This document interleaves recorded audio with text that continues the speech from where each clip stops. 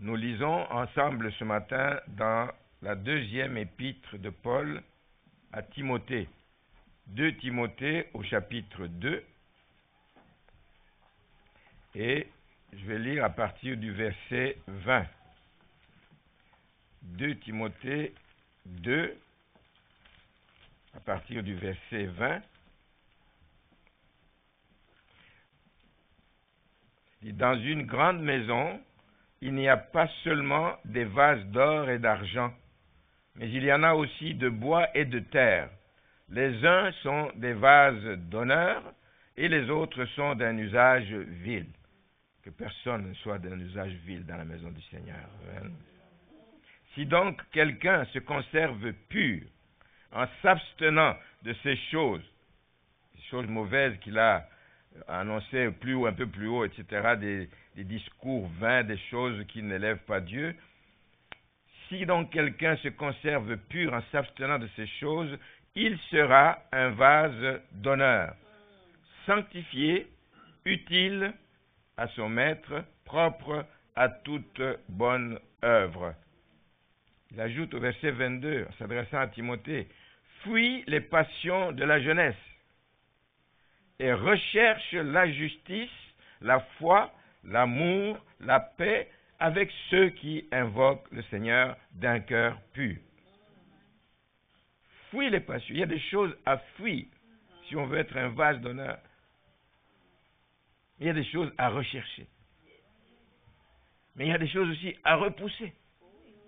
Repousse les discussions folles et inutiles, sachant qu'elles font naître des querelles. Oh, que cela ne soit pas au milieu de nous. Des discussions folles, inutiles. Inutiles. Il y a des choses qu'on arrête tout de suite quand on voit que ça ne va pas vers la bonne direction. On les arrête parce qu'on évite des querelles et il n'y a pas de place aux querelles entre les enfants de Dieu. Amen. Le titre du message, c'est « Soyons des vases d'honneur ». Des vases d'honneur, consacrés à Dieu, pour donner gloire à Dieu. Amen. Vous pouvez vous asseoir. Nous sommes chrétiens et depuis quelques semaines, je continue à le rappeler, nous faisons des exhortations, plusieurs exhortations que nous partageons les mercredis soirs sur ce qu'implique cette appellation de chrétien. C'est facile de dire je suis chrétien, mais est-ce que tu en remplis les conditions? Si tu as rempli les conditions. Nous avons dit qu'un chrétien était d'abord et avant tout un disciple. Quelqu'un qui a abandonné ses propres voies pour suivre Jésus-Christ. Nous avons dit qu'un chrétien est aussi une brebis du Seigneur. Jésus est le maître, c'est lui le bon berger. On écoute la voix du maître et on suit le chemin et on suit son appel, on va dans la direction où il veut que nous allions. Nous avons dit aussi qu'un chrétien doit être un témoin.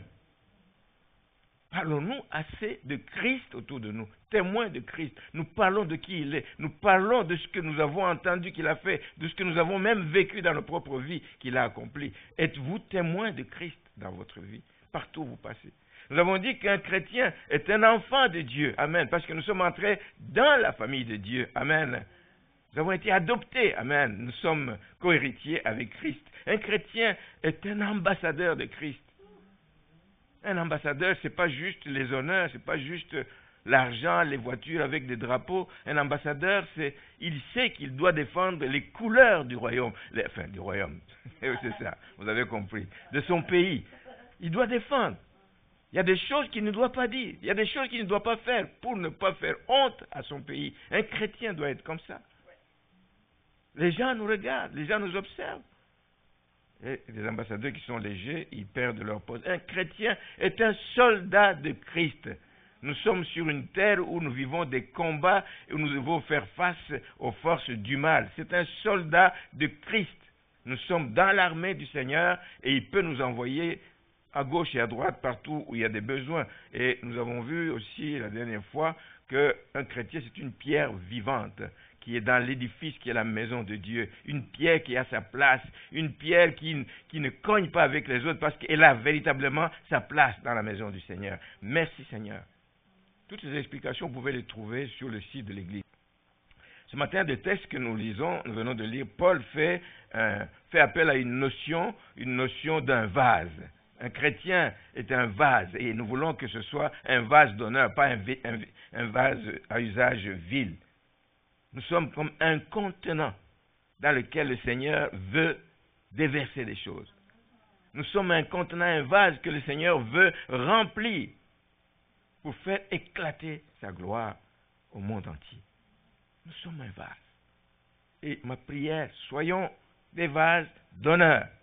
Des vases d'honneur, des vases desquels Dieu tire toute la gloire. Amen. Quand Dieu nous appelle, bien-aimés, ce n'est pas juste pour que nous puissions grossir les rangs des sauvés ou des chrétiens. Quand Dieu nous appelle, il nous appelle, oui, pour que nous puissions le servir, et c'est pour nous envoyer dans le monde. Ses disciples, il les a envoyés.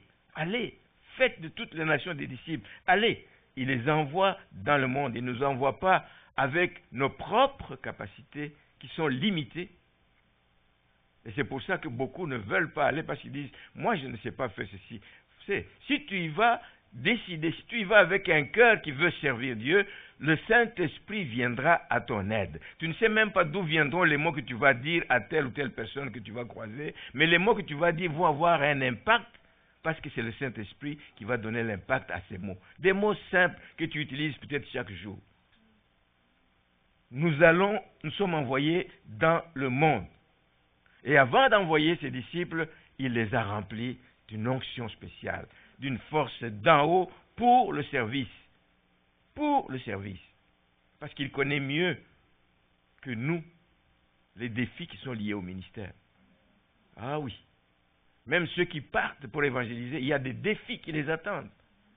Parce qu'il va dans un monde qui est rebelle à Christ. Il va dans un monde qui ne veut rien savoir de Christ. Il va dans ce monde qui combat Christ, tout ce qui est de Christ. Mais le Seigneur nous envoie, il connaît les défis qu'il y a. Nous allons dans un monde méchant. Et là d'ailleurs, il dit, je vous envoie comme des brebis au milieu des loups. Le Seigneur connaît les défis. Il ne nous envoie pas, il dit, bon, allez, vous allez vous débrouiller. Non. Il nous envoie en nous équipant d'une onction spéciale, la puissance du Saint-Esprit. Et on le voit dans le Nouveau Testament. On le voit dans la Bible en général. Dans le Nouveau Testament, pour commencer, nous avons 2 exemples que j'ai pris ce matin. Des gens qui étaient remplis, et qui ont pu faire leur ministère de manière tout à fait extraordinaire. Le premier, il ne faut pas aller chercher loin, c'est Jésus lui-même. Même quand le Père l'a envoyé dans le monde, il a fallu qu'il passe par une certaine étape avant de commencer son ministère.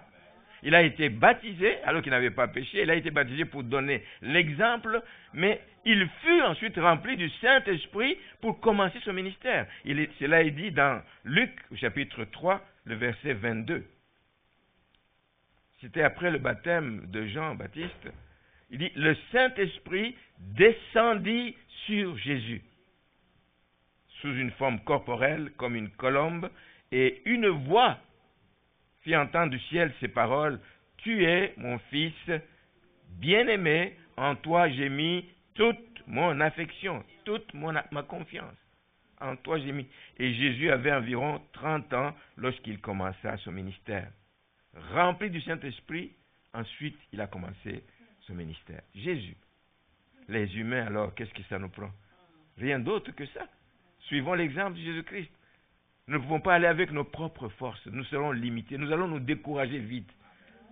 On va nous taper des mains, on va rentrer en courant. Mais quand nous sommes remplis de la puissance du Saint-Esprit, les choses sont différentes. Paul, l'apôtre Paul, avant de commencer son ministère, avant qu'il n'entre dans les synagogues pour prêcher, Paul fut rempli du Saint-Esprit. Il fut rempli du Saint-Esprit. On le dit dans le livre des Actes, au chapitre 9, après sa rencontre foudroyante sur la route de Damas, le Seigneur demande à Ananias d'aller chercher Paul là où il est. Et Ananias sortit, et lorsqu'il fut arrivé, au verset 17, Ananias sortit, et lorsqu'il fut arrivé dans la maison, il imposa les mains à Saul en disant, Saul, mon frère, le Seigneur Jésus qui t'est apparu sur le chemin par lequel tu venais, m'a envoyé pour que tu recouvres la vue et que tu sois rempli du Saint-Esprit. ne peux pas aller loin avant d'être rempli du Saint-Esprit, pour que tu sois rempli du Saint-Esprit. Au même instant, il tomba de ses yeux comme des écailles, il recouvra la vue, parce qu'il était devenu aveugle, et il se leva et fut baptisé. Et après qu'il eut pris de la nourriture, il était devenu faible là, les forces lui revinrent. Et Saul resta quelques jours avec les disciples qui étaient à Damas. Et au verset 20, et aussitôt, rempli du Saint-Esprit, il prêcha dans les synagogues que Jésus est le Fils de Dieu. Et vous comprenez comment les gens étaient étonnés de l'entendre. Lui que, quelques jours auparavant, était en train de persécuter les disciples. Tout ce qui voulait parler au nom de Jésus-Christ était la cible de Saul à cette époque-là. Mais tout d'un coup, l'homme commence à parler de Jésus. C'est lui le Sauveur, c'est lui le Messie, c'est lui, il n'y a personne d'autre, c'est lui. Les gens étaient étonnés, mais il parlait avec puissance et avec une autorité qui ne pouvait lui venir que du Saint-Esprit. Alors, moi je suis d'avis que le Seigneur veut continuer, et il continue à opérer de la même manière dans la vie de ceux qui se disent prêts à aller répondre à son appel, dans la vie de ceux qui veulent s'engager à son service et qui lui obéissent. Ce n'est pas juste d'accepter d'aller, mais il faut obéir. Quand il te dit va à gauche, tu vas à gauche. Quand toi dis moi j'ai envie d'aller à droite parce que je sais qu'il y a une foule qui m'attend là-bas, il dit va à gauche. Tu obéis parce que c'est là que tu vas avoir un impact. Dieu veut agir, mais vis-à-vis des gens qui veulent aller dans le service et qui veulent lui obéir. Ça veut dire que sans être remplis du Saint-Esprit, mais nous sommes des vases vides. Vides. Vides. Nous pouvons être beaux, nous pouvons avoir été achetés à n'importe quel prix, mais on est vides, sans aucune utilité pour le royaume, dans l'œuvre de Dieu. Et je ne souhaite ça à personne. Nous sommes des vases vides, incapables de donner toute la gloire à celui qui nous a appelés à son service. Il nous envoie pour que dans ce que nous faisons, il puisse en tirer la gloire. La gloire revient à lui, pas à nous. C'est lui à qui revient la gloire et l'honneur. Mais je vais faire un petit détour dans l'Ancien Testament. On trouve là un passage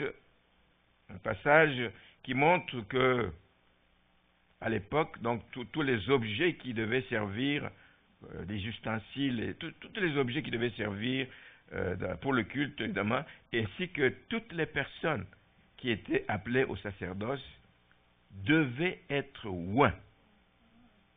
Les objets et les personnes devaient être oints, mais avec une huile spéciale. Avec une huile spéciale avant de débuter leur ministère. Maintenant, aujourd'hui, je vois encore dans certains milieux où, quand on veut consacrer des gens, etc., on verse l'huile. C'était des pratiques dans l'Ancien Testament. Je ne vois pas dans le Nouveau Testament où on le fait. Là. On parle de l'huile pour les malades, quand on prie pour les malades, mais, etc. Mais en tout cas, il y a des gens qui le font. Moi, je ne suis pas là pour commencer à juger. Mais les personnes devaient être ointes avec une huile spéciale avant de débuter leur ministère. On le lit dans Exode chapitre 30. Je vais lire un peu là-dessus. Il dit... Là, c'est Dieu qui donne à Moïse ses instructions.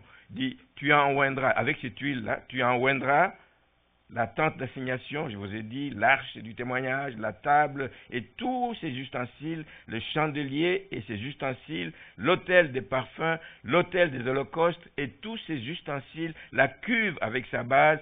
Tu sanctifieras ces choses et elles seront très saintes et tout ce qui les touchera sera sanctifié. Ensuite, on ajoute au verset 30, tu oindras, j'ai dit, on oignait les choses, les ustensiles, mais on oignait aussi les personnes qui devaient servir. Tu oindras Aaron et ses fils, et tu les sanctifieras pour qu'ils soient à mon service dans le sacerdoce. Et pendant qu'on faisait ceci, je parlais avec Maman Donna, puis on réfléchissait, il m'a fait remarquer quelque chose que je vous partage, c'est une petite parenthèse que j'ouvre justement, que Dieu prend plaisir, je ne sais pas si vous le saviez, Dieu prend plaisir à travailler avec les familles. Amen. Dieu prend plaisir à travailler avec une famille. Marcelin, sa femme et ses enfants. Amen.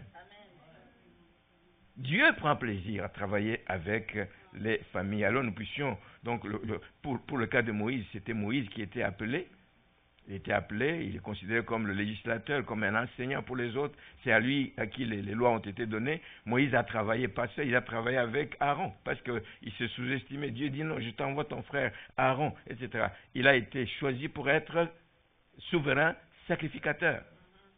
Ses fils ont été choisis pour être sacrificateurs. Ils ont travaillé aussi avec leur sœur, Myriam. Myriam, absolument, qui était prophétesse. Dieu travaille avec les familles. Et Dieu aime ça. Amen. Alors, c'est la responsabilité de chacun de nous, des parents, etc., de faire en sorte que moi et ma famille, comme a dit Josué, moi et ma famille, nous servirons l'Éternel. Nous le servirons avec nos familles. Quand nous le faisons ensemble, nous le faisons à long terme. C'est un engagement à long terme. On se tient par la main et on avance ensemble. Moi et ma famille. Je referme la parenthèse pour revenir sur cette huile. Quelle en était la composition? Ce n'est pas quelque chose qui a été concocté par Moïse. Dans un coin, il dit, bon, oui, il va prendre des conseils chez quelqu'un qui fabrique des parfums. Comment on fait les mélanges? Non. Ça vient de Dieu lui-même. Il a donné les produits qui devaient entrer dans la composition de cette huile. C'était des épices en général. Et il a dit même les mesures. Je trouvais ça extraordinaire. Même les mesures. Et il dit cette huile ne servira qu'à ça.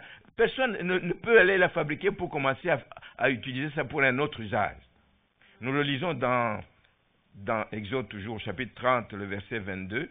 L'Éternel parla à Moïse et dit, prends des meilleurs aromates, des épices. Prends les meilleurs. Avec Dieu, on ne donne pas des choses cheap, des choses qui n'ont pas de valeur. Les meilleurs aromates. Alors il dit 500 cycles de myrrhe et de sel qui coule, la myrrhe qui coule d'elle-même. Et la moitié, c'est-à-dire 250 cycles de cinnamon aromatique, 250 cycles de roseau aromatique, 500 cycles de cassis. Précision. Ici, c'est 250, là, parce que ça va produire un mélange comme Dieu le veut et qui, amen, comme un expert, amen. Et 500 cycles de cassis, selon les cycles du sanctuaire, la mesure, c'est une mesure qui valait entre 11 et 15 ou 16 grammes. 16 grammes. Donc, c'est des petites quantités, mais quand elles sont mises ensemble, elles produisent l'effet voulu. Et puis, avec ça, un 1 d'huile, un 1, c'est un demi-litre à peu près, un 1 d'huile d'olive. Les 4 ingrédients, les 4 épices, les 4 produits aromatiques, etc., devaient être pressés, écrasés, et même les épices, vous le savez les dames, hein, les épices, c'est pas des gros morceaux comme ça, les épices, c'est toujours des choses pressées, écrasées, sous forme de poudre en général, des choses comme ça. Donc, devaient être pressés, écrasés et mélangés à l'huile d'olive. L'huile d'olive, c'est le symbole du Saint-Esprit. À travers la Bible, c'est le symbole du Saint-Esprit. Donc, le Saint-Esprit devait être présent dans ce qu'il faisait pour que ça puisse avoir l'impact que Dieu voulait que cela ait. Et chaque ingrédient choisi par Dieu a sa particularité. Ça a été difficile. Je me suis intéressé à voir pourquoi il prend la myrrhe, pourquoi il ne prend pas l'aloès, pourquoi il ne prend pas je ne sais pas quoi. Je me suis intéressé, mais c'était difficile. J'avoue que je n'ai pas eu beaucoup de temps, mais j'ai cherché. En tout cas, je vous livre ce que j'ai pu trouver et vous allez voir. Donc, chaque ingrédient a sa particularité. Cette particularité, c'est ce qu'en fait Dieu veut que ce soit présent dans la vie de ceux qui sont loin, afin qu'ils deviennent véritablement des vases d'honneur pour sa maison. C'est des ingrédients, des choses que Dieu veut qu'elles soient présentes dans la vie de ses élus, dans la vie de ceux qu'il a choisis. C'est ce que Dieu attend que nous fassions, etc., que ça va nous apporter. Permettez-moi donc de faire un bref survol. Ça va être comme un cours de botanique. Ça commence à remonter loin dans le temps, en arrière.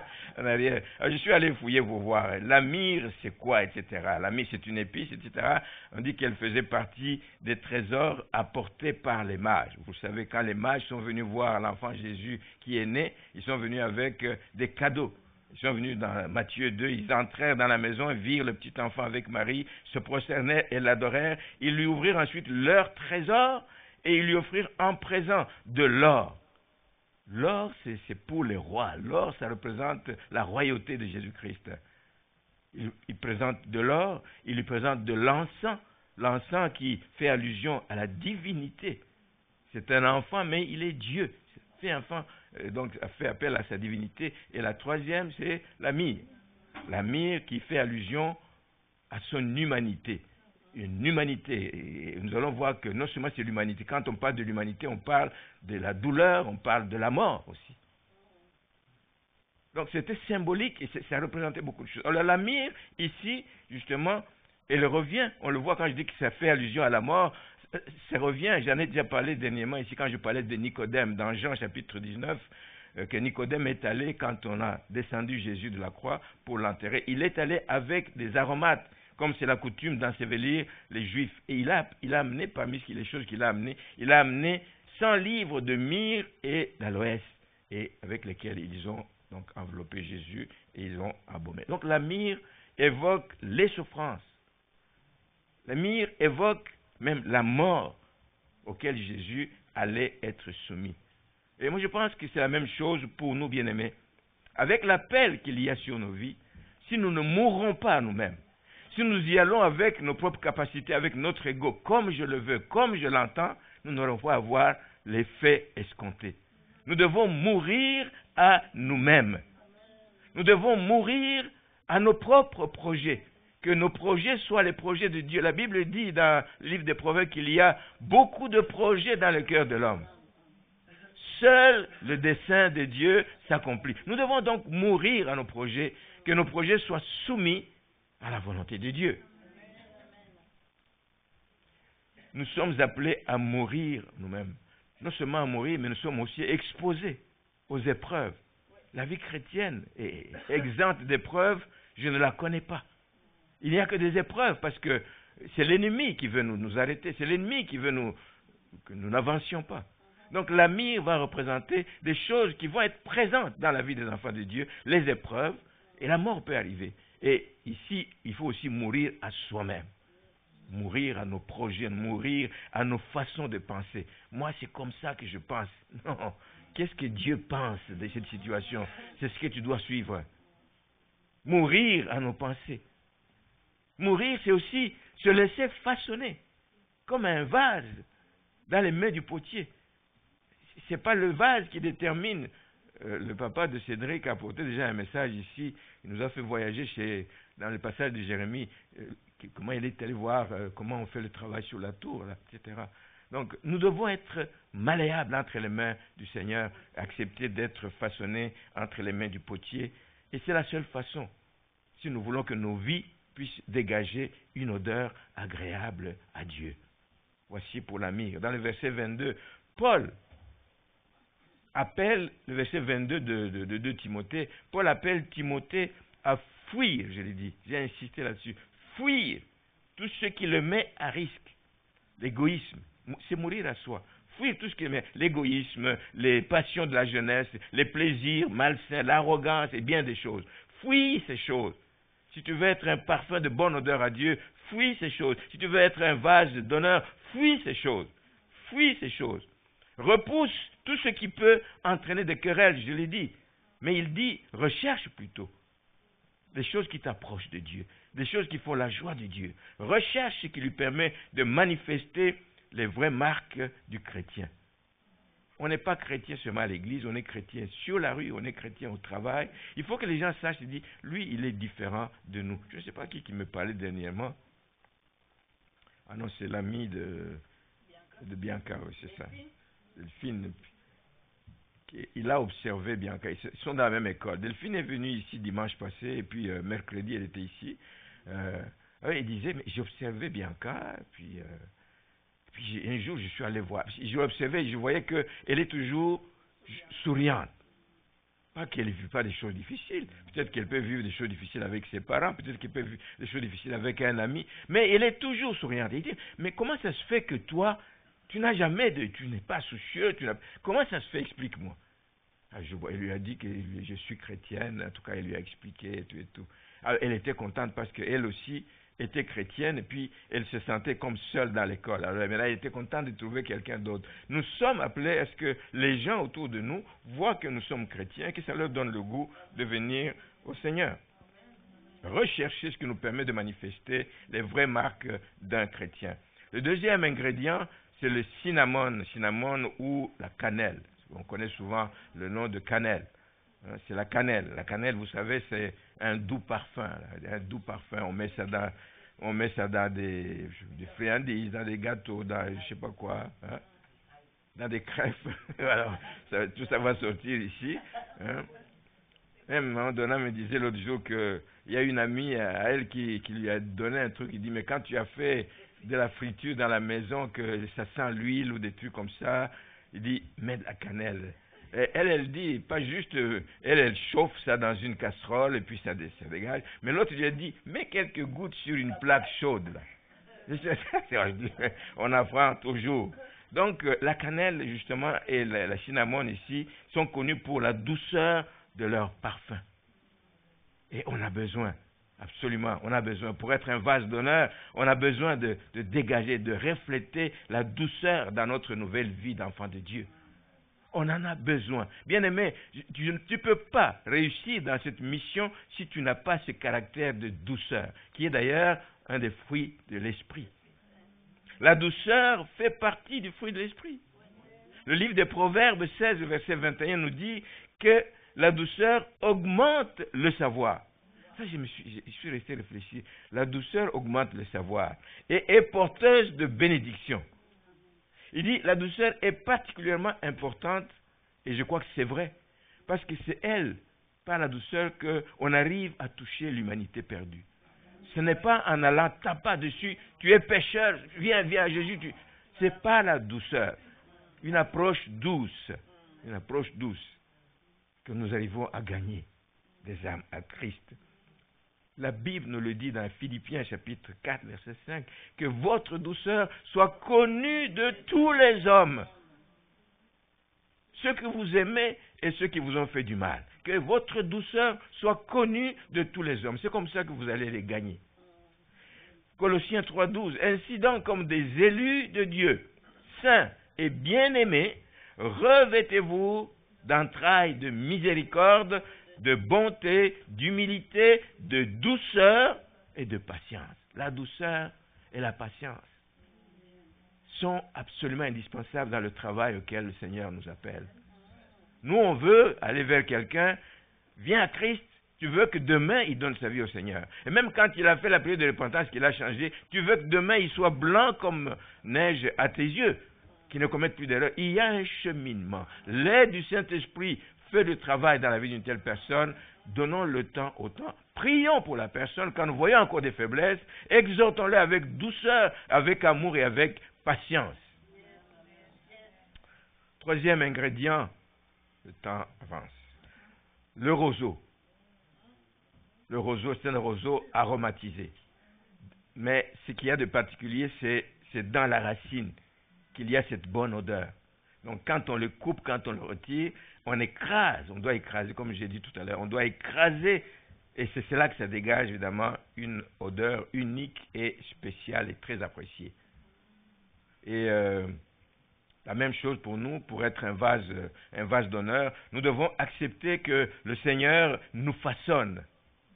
Nous devons accepter que le Seigneur nous façonne comme l'argile, comme je l'ai dit, l'argile dans les mains du potier, et qu'il nous utilise pour sa gloire. Il y a des choses que le Seigneur permet dans notre vie, ce n'est pas parce qu'il veut nous nuire, ce n'est pas parce qu'il nous veut du mal, des choses qui nous pressent, là on sent vraiment une pression dans la vie, il permet que ces choses arrivent parce qu'il veut former notre caractère. Il veut former notre caractère et il veut nous faire grandir spirituellement. L'épître de Corinthiens 4, versets 2, 4, 8 nous dit « Nous sommes pressés de toute manière, mais ce qui en sort, c'est une odeur agréable à Dieu. » Amen. Nous sommes pressés de toute manière, mais non réduits à l'extrémité. Que cela ne vous fasse pas peur, que cela ne vous fasse pas croire que le Seigneur vous a abandonné. Nous sommes pressés, mais nous ne sommes pas pressés, réduits à l'extrémité. Dans la détresse, mais non dans le désespoir. Nous pouvons être persécutés, mais non abandonnés. Le Seigneur est avec nous, nous allons le voir tout à l'heure, etc. Portant toujours avec nous dans notre corps la mort de Jésus, afin que la vie de Jésus soit manifestée dans notre corps. Les épreuves de la vie, bien-aimés, ne doivent pas nous faire croire que Dieu nous a abandonnés. Malheureusement, beaucoup de gens s'imaginent que Dieu n'est plus dans ma vie. Comment ceci m'arrive? Non, c'est pas ça. Il y a certainement un but que Dieu recherche à travers ces choses. Pour que tu grandisses spirituellement, pour que tu sois blindé, pour que demain, quand il y a d'autres situations qui viennent, tu dis, je me suis confié à lui, il m'a sorti de cette situation. Dieu veut nous faire grandir. Dieu veut nous faire grandir spirituellement à travers les épreuves. Ça sert à former notre caractère. Et si nous attendons à lui absolument des épreuves, évidemment, nous finirons par nous en sortir certainement avec lui parce qu'il est avec nous. Le dernier ingrédient qui entrait dans la confection de cette huile sainte, c'était la casse. La casse, c'était un arbre ou un arbuste. C'est un arbre grand, semble-t-il, qui pousse dans les hauteurs, sur des hautes montagnes. Sur des très hautes montagnes, on parle de 800 pieds au-dessus du niveau de la mer. J'ai cherché dans Wikipédia, j'ai vu même qu'au Pakistan, on parle de cet arbre, le cassier, qui pousse jusqu'à 4000 mètres d'altitude.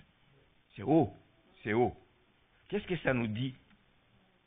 Ça nous dit que, et ça je pense que vous le réalisez, que pour aller cueillir les fruits de cet arbre là-bas, il y a des efforts à fournir. Il faut monter haut.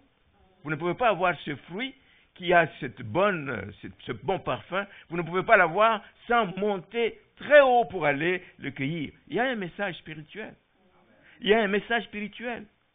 Ça vous dit quoi? Il n'y a pas de raccourci avec Dieu. Il n'y a pas de raccourci. Cherchez la face de Dieu. Cherchez sa présence. Le temps qu'il faut, cherchez-le.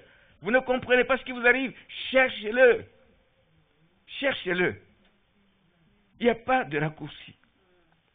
Si nous voulons aller plus haut dans notre marche avec le Seigneur, si nous voulons aller plus loin dans notre marche avec le Seigneur, si nous voulons nous approcher de plus en plus de lui, il y a des efforts à fournir.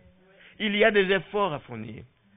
Il y a une vie de prière, mais persévérante. Persévérante. J'ai assez prié, je n'ai pas vu de réponse, alors je crois que ce n'est pas la volonté de Dieu. La prière persévérante, c'est ce qui va te faire arriver au but, à ce que tu recherches. Cherche Dieu dans une prière persévérante. Cherche sa sainte présence. C'est là que tu arrives au résultat. La vie chrétienne n'est pas une vie de facilité. J'aime le dire, ce n'est pas une vie de facilité. Et on ne peut pas servir Dieu sans faire des sacrifices. Ah, moi, ce n'est pas pour ça que je suis venu dans l'église. Non, on ne peut pas servir Dieu sans faire des sacrifices. Nous sommes des sacrificateurs, c'est pour offrir des sacrifices. Et le meilleur sacrifice, c'est nos corps. Offrez vos corps comme un sacrifice saint, agréable à Dieu. Amen. Nous les offrons sur l'autel. Et sur l'autel, il y a le feu. Amen. Oh, que le Seigneur nous aide, bien-aimés, à comprendre que être chrétien, c'est plus qu'un simple slogan qu'on dit là. C'est plus que ça. Il y a beaucoup d'efforts, beaucoup d'exigences à fournir. Et ça explique pourquoi beaucoup de gens abandonnent. Ils disent non, c'est trop dur. Non, mais tu n'es pas seul. Amen. Celui qui t'appelle a aussi une provision pour toi. Amen. Jusqu'à ce que tu arrives au but qu'il t'a assigné. Et enfin, tout ça doit baigner, doit être mélangé dans l'huile d'olive. Donc l'ensemble de ces meilleurs aromates doit être mélangé à l'huile d'olive. C'est pour dire que la présence du Saint-Esprit dans tout ce que nous faisons dans notre vie est capitale. Sans le Saint-Esprit, nous n'arrivons à rien. Nous n'arrivons absolument à rien. Alors c'est la formule qui conduit à l'intimité avec Dieu. C'est ça qui nous permet, bien-aimés, de mener une vie qui est dirigée par le Saint-Esprit. Et ça, c'est une vie qui produit des résultats certains. Qu'est-ce que ça veut dire? Que dans toutes les circonstances de la vie, il y a des bonnes circonstances, mais il y a des circonstances un peu plus difficiles, qui sont à nos yeux souvent comme des pressions très fortes, etc. Dans toutes ces circonstances, bien aimés, c'est le Saint-Esprit qui va nous aider à sortir, parce que c'est lui qui va nous donner l'onction, cette force de continuer à nous battre, de continuer à aller de l'avant. C'est le Saint-Esprit qui nous permet d'être capables de servir de manière puissante. Quand nous exhortons, ce n'est pas avec, comme Paul disait, je ne suis pas venu vers vous avec des discours persuasifs, de l'intelligence, des philosophies. Non, je ne suis pas venu avec ces choses. C'est la puissance du Saint-Esprit en nous qui nous permet d'exhorter avec des simples mots, mais qui ont un impact dans la vie de la personne qui entend ces mots. C'est la puissance du Saint-Esprit qui nous permet de relever ceux qui sont dans le découragement. Pas taper. Je disais en début de culte que le Seigneur faisait des remarques à Israël à un moment donné, mais à la suite, vous lisez à la fin du livre de Josué, chapitre 14, plusieurs fois il dit, reviens à moi, reviens. C'est tout ce qu'il veut. Il fait des remarques pour que tu te réveilles. Il fait des remarques pour que tu arrêtes de courir dans une mauvaise direction. Il fait des remarques pour que tu reviennes à lui. Que le Seigneur nous aide. Nous aussi, nous pouvons relever. C'est notre mission, relever à côté de nous ceux qui sont découragés. Que nous puissions aussi guérir les malades. Ça fait partie de notre mission. Ce n'est pas la puissance du Saint-Esprit. Ce n'est pas parce que nous avons des dons innés, hérités de père. Non. C'est le Saint-Esprit qui fait le travail. Je termine avec ceci pour dire que dans la vie des enfants de Dieu, il y a la place au brisement. Toutes ces épices devaient être écrasées. Il y a la place au brisement dans la vie d'un enfant de Dieu. Le brisement est nécessaire pour éloigner nos tendances égocentriques. Le brisement est nécessaire pour briser nos désirs charnels. Le brisement est nécessaire parce que ces choses-là, si ils ne sont pas brisés dans notre vie, bien aimé, ça va nous conduire à la destruction. Le brisement est nécessaire. C'est nécessaire. Le brisement est nécessaire pour produire un caractère divin en nous. Quand nous nous laissons, évidemment, nous restons malléables donc, dans les bras du Seigneur. Et le Saint-Esprit est toujours là. Il veut accomplir son œuvre, mais à nous de lui laisser toute la place. Donc, pour être un vase d'honneur, laissons l'Esprit de Dieu agir en nous. Laissons l'Esprit de Dieu agir en nous. Ne l'arrêtons pas. N'arrêtons pas le Saint-Esprit. L'empêchons pas de faire ce qu'il va faire. Et ceux qui ont eu beaucoup de succès dans l'histoire, je pensais aux jeunes gens qui allaient qu'on devait jeter à l'époque de Nabuchodonosor, qu'on devait jeter dans la fournaise ardente. Mais ils sont allés sans problème parce que déjà en eux, ils avaient le feu. L'Esprit de Dieu était avec eux, était sur eux. Ils avaient déjà l'Esprit de Dieu. Quand on pense déjà tout ce qu'ils faisaient, les révélations qu'ils pouvaient faire, ils avaient l'Esprit de Dieu en eux. Amen. Donc, ils sont allés dans le feu et ils savaient qu'ils n'avaient pas à avoir peur. Daniel 3,17, voici, notre Dieu que nous servons peut nous délivrer de la fournaise ardente et il nous délivrera de ta main. Il nous délivrera de ta main. Pour pouvoir parler de la sorte, il faut être enflammé par le Seigneur. Il faut être enflammé du Seigneur. De la même manière, c'est comme ça aussi que cet être surnaturel était donc avec eux.